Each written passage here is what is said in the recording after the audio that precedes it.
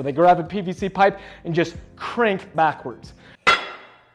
Now, when people struggle to get their bar on their back in a good position, it's often because they lack shoulder external rotation.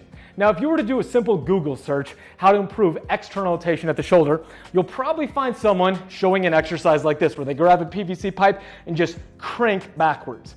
Now, while you are getting external rotation movement, what you're also doing is placing excessive load and stress on the front side of your shoulder, particularly your anterior shoulder capsule.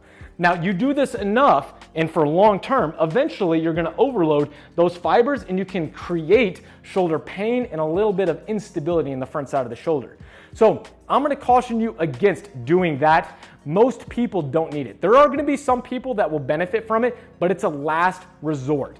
Most people will benefit from improving external rotation by looking at things that are a little bit safer, working on their pecs and working on their lats. So that's what we're gonna do today. We're gonna throw the PVC pipe to the ground. We're gonna be a little bit safer on our shoulder joint, and I'm gonna show you how to improve the flexibility of your pec muscles and your lat muscles to improve your external rotation so that you can get under a better rack position. Now, first off, let's talk pecs. We get a lot of bodybuilders, power lifters who are doing a lot of bench press. Their shoulders are often stuck in this forward position.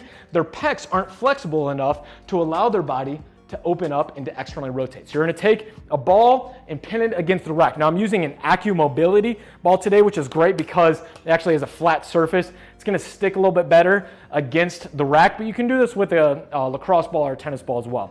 So what we're gonna do is pin it against the rack, and you're going to get into the pec right where it runs all the way up. And from here, what we're gonna do is a tack and stretch, a little bit of active release. So you're gonna pin this against your pec, and then you're gonna move your shoulder up and down and out to the side. So we're creating a little bit of tension into the muscle and then moving it over and down, just like this.